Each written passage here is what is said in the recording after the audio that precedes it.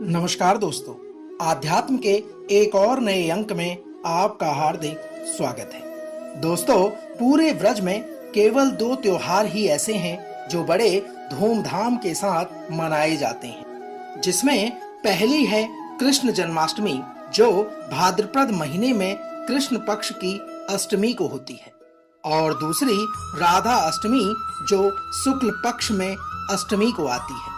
दोस्तों, राधा अष्टमी वाले दिन श्री राधा रानी जी का जन्मोत्सव मनाया जाता है। इस खास अवसर पर पूरे ब्रज में धूम मची होती है। यह पर्व कृष्ण जन्माष्टमी के 15 दिन बाद यानी भाद्रपद महीने में शुक्ल पक्ष की अष्टमी को आरंभ होता है। दोस्तों, इस बार यह पर्व 23 सितंबर 2023 शनिवार को मनाया जाएगा। इस पर्व पर औरतें राधा रानी जी का व्रत पूरे विधि विधान से करती है। आज के इस अंक में हम इसी व्रत कथा के महत्व, इसकी पूजा विधि और इसकी समय सारणी पर आपका ध्यान केंद्रित करेंगे। तो आइए आरंभ करते हैं राधा अष्टमी व्रत कथा का महत्व, उसकी पूजा विधि और उसकी कथा के सार के विवरण को। दोस्तों, महाभारत व पुराणों में कहा गया है कि इस दिन राधा रानी का जन्म होने के कारण यह दिन राधा अष्टमी के रूप में मनाया जाता है। इस व्रत वाले दिन भगवान श्री कृष्ण व राधा रानी की पूजा की जाती है। इस दिन व्रत रखने वाली स्त्री को राधा कुंड में स्नान करना जरूरी है। ऐसे में यदि आप भी राधा अष्टमी का व्रत रखने जा रहे हैं, तो आइए हमारे द्वारा बताई गई सभी जानकारी व व्रत कथा पूजा विधि को पढ़कर और सुनकर इससे अपना यह व्रत आप पूर्ण कर सकते हैं। आइए जानते हैं राधा अष्टमी व्रत के महत्व के बारे में। भाद्रपद के शुक्ल पक्ष की अष्टमी वाले दिन लगभग सभी औरतें अपने परिवार की सुरक्षा व धन धान्य की कोई कमी ना रहे और संतान सुख हमेशा बना रहे, इसी मंगल कामना के साथ राधा अष्टमी का व्रत कई जगह पर महालक्ष्मी व्रत के रूप में भी रखती हैं। राधा अष्टमी का व्रत रखने वाली सभी औरतें भगवान श्री कृष्ण और राधा रानी जी की पूजा करती हैं, ताकि व्रज की रानी की कृपा सदैव उनके ऊपर बनी रहे।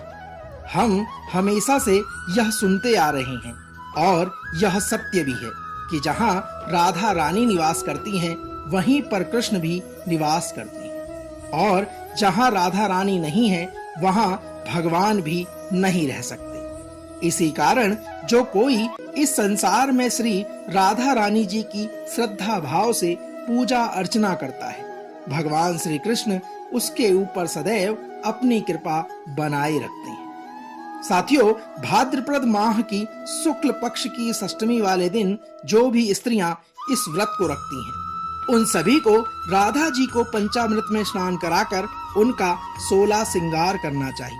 इसके बाद राधा जी को भोग लगाएं, फिर धूप, दीप, फूल आदि से व्रज की राजकुमारी राधा रानी की आरती करें।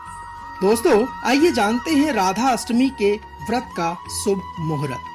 पांचांग के तहत राधा अष्टमी भाद्रपद महीने में शुक्ल पक्ष की अष्टमी तिथि को मनाई जाती है, जो श्री कृष्ण जन्माष्टमी के 15 दिन बाद आती है। इस साल यह पर्व 23 सितंबर 2023 शनिवार के दिन बड़ी धूमधाम के साथ मनाया जाएगा। भाद्रपद अष्टमी का आरंभ 22 सितंबर 2023 को दोपहर 1:35 पर और समापन 23 सितंबर दोपहर 12:17 पर होगा। दोस्तों, पूजा करने का समय 11:01 से दोपहर 1:26 तक 23 सितंबर 2023 को होगा। मध्याह्न पूजा का समय 10:21 से दोपहर 12:40 तक का रहेगा। साथियों, यह तो बात हुई राधा अष्टमी व्रत कथा के महत्व, उसकी पूजा विधि और उसके समय के बारे में। आइए अब जानते हैं राधा अष्टमी से जुड़ी यह व्रत कथा, जिसको आप और हम मिलकर श्रवण करते हैं। दोस्तों, पौराणिक कथाओं में वर्णन मिलता है, द्वापर युग में जन्म लेने से पहले श्री राधा कृष्ण जी अपने निजी स्थान गोलोक में निवास करते थे। एक दिन राधा जी किसी काम से गोलोक से बाहर गई हुई थी। उसी समय भगवान श्री कृष्ण जी अपनी सबसे प्रिय सखी विराजा के साथ गोलोक में घूम रहे थे।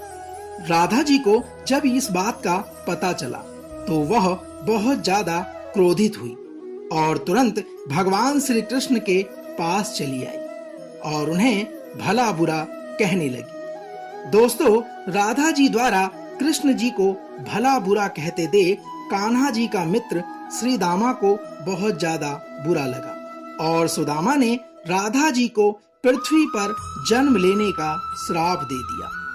राधा रानी को इस तरह से बहुत ज्यादा क्रोधित देखकर विराजा ने नदी का रूप धारण कर लिया और वह वहां से चली गई।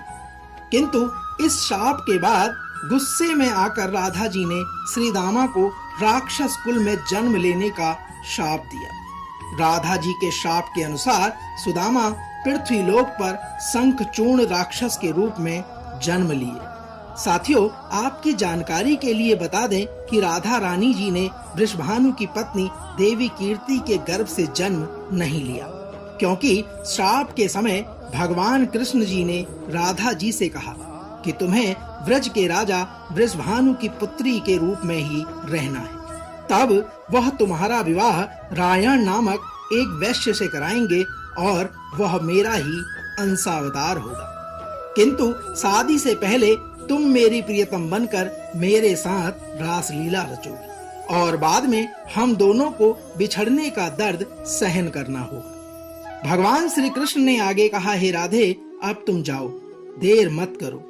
राधा रानी देवी माया के प्रभाव से ब्रज के वृषभानु की पत्नी कीर्ति के गर्भ में अपनी योग माया से स्थानांतरित हो गई और जब देवी कीर्ति प्रसव पीड़ा में थी, उसी समय राधा जी वहां कन्या के रूप में अवतरित हुई और इधर सुदामा पृथ्वी लोक में भी भगवान श्री कृष्ण जी का अनन्य भक्त बना तथा राधा रानी भगवान कृष्ण की प्रियतम बनी और श्राप के अनुसार दोनों को अलग होना पड़ा। दोस्तों, तो यह तो थी श्री राधा अष्टमी की व्रत कथा, उसका महत्व, पूजन विधि और उसके समय का वर्णन।